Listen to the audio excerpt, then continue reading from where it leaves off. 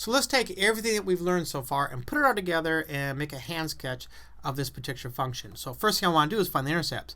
So I'm going to take a look at f of 0, because when x equals 0, that tells me where I am on the y-axis, and f of 0 is 0, so that tells me I pass through 0, 0. Now looking at this, I can quickly see that there are no other values that make this 0. When I set this equal to 0, x is 0, so this is the only intercept. There are no more intercepts to worry about. So let's take a look at the first derivative. F prime of x equals 2x times x minus 1 minus x squared over x minus 1 squared, which equals 2x squared minus 2x minus x squared over x minus 1 squared, which equals what? X squared minus 2x over x minus 1 squared, which, let me see, I can write this as a factor out an x. I'll get x times x minus 2 over x minus 1 squared. Now I did that because it's a little bit easier to see the critical values. I have a critical value at x equals 0, x equals 2, because both of those will make the first derivative 0, and x equals 1, because at x equals 1, the first derivative is undefined. So I actually have 3 critical values to be thinking about. The second derivative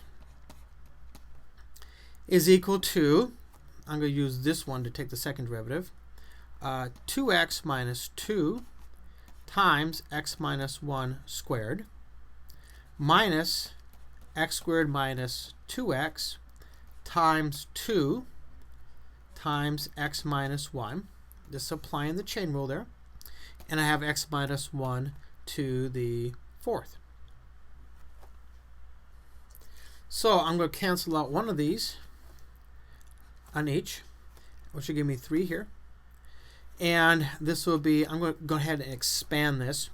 This will be, 2x squared minus 2x minus 2x plus 2 minus, if I distribute this, 2x squared plus 4x all over x minus 1 cubed. Now the 2x squareds cancel out. The 4x cancel out with this 2x and that 2x. So what I end up with for the second derivative is 2 over x minus 1 cubed. Now the only candidate for an inflection point is at x equals 1, because that makes this undefined. At nowhere is the second derivative of x actually equal to 0. So with this, I can set up my chart like I normally do. 1 is the value I'm going to look at here. And this is all about the second derivative right now. So if I pick a value less than 1, like 0, this would be a negative. If I pick something like 2, then 2 is going to be a positive, so that's going to be a positive here. So I know that I really do have an inflection point at x equals 1.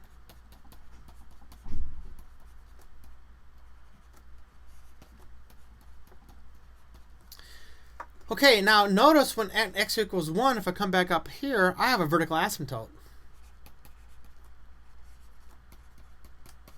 So I'm starting to get a picture of this already. Now let's take a look at the second derivative evaluated at all the critical values. Well, at 0, the second derivative is negative. At 2, it's positive. And at 1, it's undefined. Okay, so we know it's undefined here. So what's it mean for the second derivative to be negative? That means the first derivative is decreasing. That means I have a local max at x equals 0. Well, the second derivative is increasing at x equals 2, so I know I have a local min at x equals 0. Now, one more thing I really need to do before I can throw all this together is I need to take a look at some end behaviors here.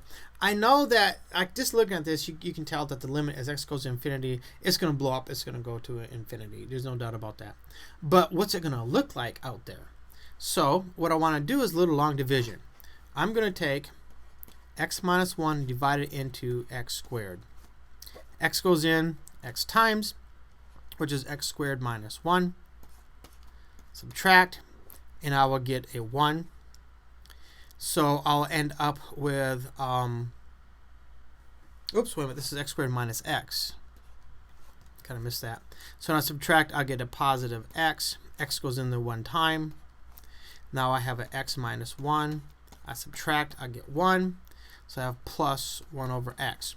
So x squared over x minus 1 is the same as x plus 1 plus 1 over x for x not equal to 1. When x equals 1, obviously my original function was undefined.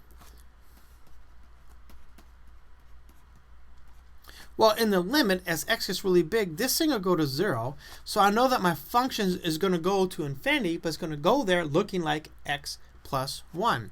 So with that, I can really start drawing this graph. I said there's a vertical asymptote at 1. I know the graph is going to look like x plus 1.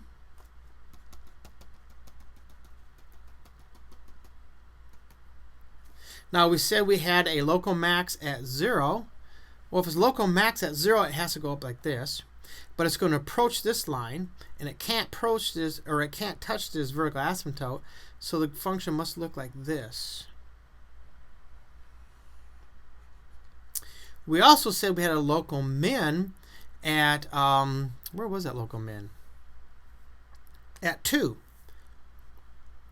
So if I have a local min at 2, here's 2, I can't cross this line, and I'm going to approach this, and it's a min, so it has to cup. So in other words, it's got to go like this.